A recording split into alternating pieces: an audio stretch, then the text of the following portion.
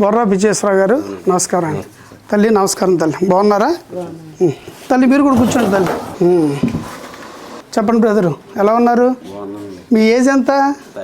32. Okay. ఎలా prepare అయ్యారు, ఎలా కొట్టారు ఈ జాబు? నేను 1 year నుంచి 1.5 year నుంచి ప్రిపేర్ అయ్యామండి. 2018 కూడా నేను అటెంప్ట్ చేశాను. అప్పుడు మన చంద్రబాబు నాయుడు గారే తీశారు. అప్పుడు అటెంప్ట్ చేశాను. అప్పుడు క్వాలిఫై అయ్యాను. కానీ ఎంతలో కోల్పోయారు?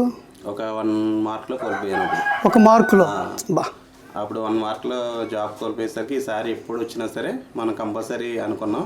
కదా ప్రభుత్వంలో అసలు అలా పోస్టులు అనేది తీయలేదు, చెందాం రావట్లేదు. ఇంకా అయిపోయింది, మన గవర్నమెంట్ జాబ్ చరిత్ర అయిపోయిందని అనుకున్నాం.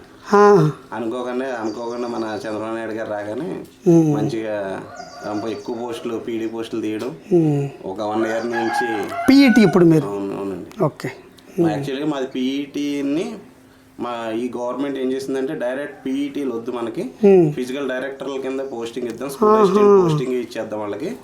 వాళ్ళు హై స్కూల్లో చేస్తున్నప్పుడు వాళ్ళని ఎలిమెంటరీ టీచర్స్ కింద ఎంచుకు చూడాలి మనం అని చెప్పి డైరెక్ట్ స్కూల్ అసిస్టెంట్ క్యాడర్తో మాకు ఈ గవర్నమెంట్ మాత్రమే మాకు direct physical director post directing ఇచ్చేసింది. ఓకే. పీఈడీ ఇప్పుడు మీరు ఫిజికల్ ఎస్ఏపీ అని ఫిజికల్ ఎడ్యుకేషన్ టీచర్ ఇచ్చేసారు. ఓకే. దీనికి కూడా written exam, DSC exam, direct DSC exam. Okay. TET మాత్రం ఉండదు, డైరెక్ట్ డిఎస్సి రాస్తారు. డిఎస్సిలో క్వాలిఫై అవ్వాలి మెరిట్ ప్రకారం. మళ్ళీ నేను ఈ మండలంలోనే వచ్చింది, నాకు ఒక్కడికే వచ్చింది పీడీ పోస్ట్. ఓకే. ఓకే. చాలా మంది రాశారు కానీ నాకు ఒక్కడికే వచ్చింది పీడీ పోస్ట్. ఓకే. ఓకే. మీకు ఇందులో స్పోర్ట్స్ కోటా ఉండదా? స్పోర్ట్స్ కోటా ఉంటుందండి. స్పోర్ట్స్ కోటా ఉన్నా కానీ అది స్పోర్ట్స్ కోటా పోస్టుల్లో మీరు స్పోర్ట్స్ కోటాలో రాలే, మీరు మెరిట్ కోటాలోనే వచ్చారు. మెరిట్ కోటాలోనే ఓపెన్ కేటగిరీలోనే వచ్చింది. Open category. Okay. Okay. Excellent. మన నియోజకవర్గంలో నాది third place. Okay. PD department. ఇప్పుడు మీరు ఎక్కడ చేస్తున్నారు? పోతవరం హై స్కూల్లో చేస్తున్నాను. ఇక్కడే నేను పోతవరం హై స్కూల్లో చదువుకున్నాను. ఓకే. కూడా పోతవరం హై స్కూల్లో. ఎక్కడ చదువుకున్నారు? అక్కడే పీడీగా చేస్తున్నారు. గుడ్. ఎట్లా ప్రిపేర్ అయ్యారు? మీ స్ట్రగుల్ ఏంటి? మరి ఇన్ని సంవత్సరాలు జగన్మోహన్ రెడ్డి గారి హయాంలో రిక్రూట్మెంట్ జరగలేదు. మరి అప్పుడు ఫ్యామిలీ ఏంటి, మీరు ఎలా చూసుకున్నారు? మరి మీ వ్యక్తిగతంగా మీరు ఎలాగ సర్వైవ్ అయ్యారు? ఫైనాన్షియల్గా ఇబ్బందిగానే ఉండేదండి. ప్రైవేట్ స్కూల్లో చేసేవాడిని. ఫైనాన్షియల్గా ఇబ్బందిగా ఉండేది. వాళ్ళు ఎన్ని మాట్లాడినా ఇంకా తమ ఫ్యామిలీ గురించి చేయాలి కాబట్టి చేస్తూ, అలాగే మన గవర్నమెంట్ ఎప్పుడైతే నేను మెగా డిఎస్సి ఇస్తాను అని మన చంద్రబాబు నాయుడు గారు ఎప్పుడైతే చెప్పారో, ఇక అప్పటి నుంచి ఒక్కరోజు కూడా పండగని లేకుండా, చుట్టాలని లేకుండా, ఎవరితోనూ సమాజం అనేది మనకు సంబంధం లేదు అనుకుని ఇక స్కూల్కి వెళ్తూ ఇంటి దగ్గర మార్నింగ్ ఈవినింగ్ 4:30కి లేసి 4:30 నుంచి చదువుకుంటూ మళ్ళీ ఈవినింగ్ 10:30, 11 వరకు చదువుకుంటూ అలా 1.5 మన గవర్నమెంట్ తీసే వరకు కూడా నేను ప్రిపేర్ అవుతూనే ఉన్నానండి. మేమే చూసుకుంటాం స్కూల్కి. అంటే ఇంటి దగ్గర మనం స్కూల్ మానేసి వేరే చోటుకి వెళ్తే ఇంటి దగ్గర పోస్ట్ని ఇబ్బంది అవుద్దని. అంటే ఉద్యోగం మానడానికి లేదు, మా అంటే ఇంటి పోషణ ఇబ్బంది అవుద్ది. ఓ పక్కన ఉద్యోగం చేసుకుంటూ మరో పక్కన ప్రిపేర్ అవుతూ ఒక యజ్ఞంలో ఒక తపస్సులా చేసి.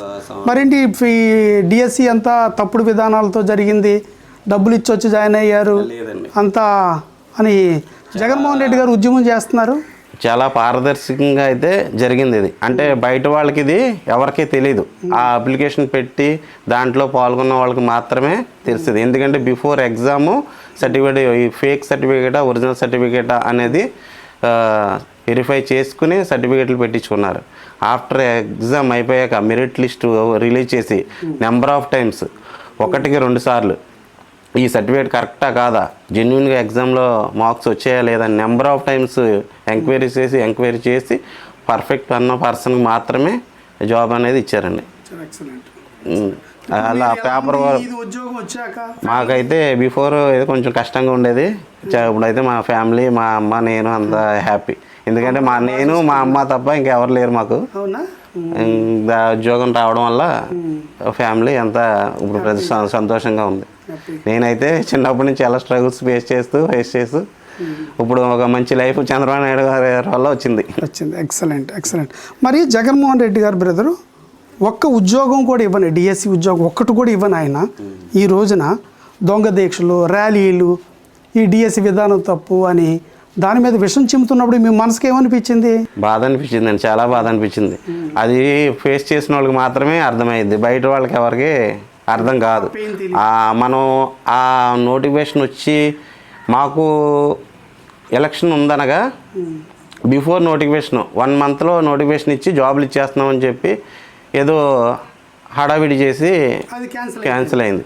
అసలు అది రాంగ్ వే. ఫస్ట్ అసలు ప్రిపేర్ అవ్వడానికే ఛాన్స్ ఇవ్వకుండా ఎగ్జామ్ పెట్టడం అనేది చాలా తప్పు విషయం.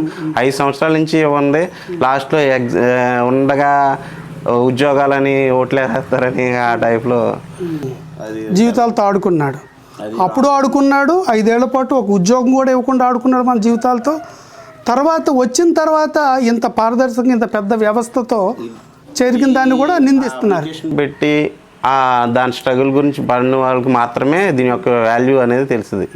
బయట నుంచి మనం ఎన్నైనా మాట్లాడేసుకుంటాం, దీంట్లో ఏదో జరిగిపోయింది, లేకపోతే డబ్బులు ఇచ్చేసారు, కొనేసారు, ఇది అనేది. ఇప్పుడు జగన్మోహన్ రెడ్డి గారు అండ్ వైసీపీ వాళ్ళు చేస్తున్న ఆ చర్యలు చూసినప్పుడు మీకు ఏమనిపిస్తుంది? మీకు చాలా బాధ అనిపించిందండి.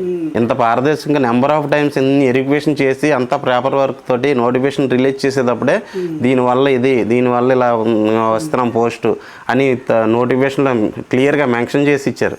ఇంత మెన్షన్ చేసి ఇంత క్లియర్గా ఇచ్చాక కూడా దీన్ని ఎందుకు ఇలాగ తప్పుడు ప్రచారం కింద జనాన్ని పోగు చేసుకుని చేస్తున్నారని చెప్పి చాలా బాధ వేసింది. Okay brother, thank you. ధైర్యంగా ఉండండి. ఖచ్చితంగా ఈ ప్రాసెస్లో వాళ్ళు ఎన్ని బురద జల్లినా ఈ ప్రాసెస్లో ఏముండదండి. ఎందుకంటే చంద్రబాబు నాయుడు గారు ఇలాంటి తోడేళ్ళని గుంటనక్కల్ని చాలా చూశాడు ఆయన సర్వీస్లో. ఇప్పుడు నారా లోకేష్ గారు కూడా అంతకంటే బలంగా నిలబడే వ్యక్తి. ఆయన కూడా ఆయన పేపర్ వరకు ఆయన నాలెడ్జ్ వల్లే ఇంత నిలబడ్డాం. అసలు డిఎస్సి చరిత్రలోనే జాబ్ వచ్చిన తర్వాత జాయిన్ అయిన వాళ్ళు 2-3 ఇయర్స్ జాయిన్ అయ్యారు. అసలు ఈ హిస్టరీలోనే నోటిఫికేషన్ వచ్చిన వెంటనే జాబ్లో జాయిన్ అయ్యింది మేము. అది కరెక్ట్.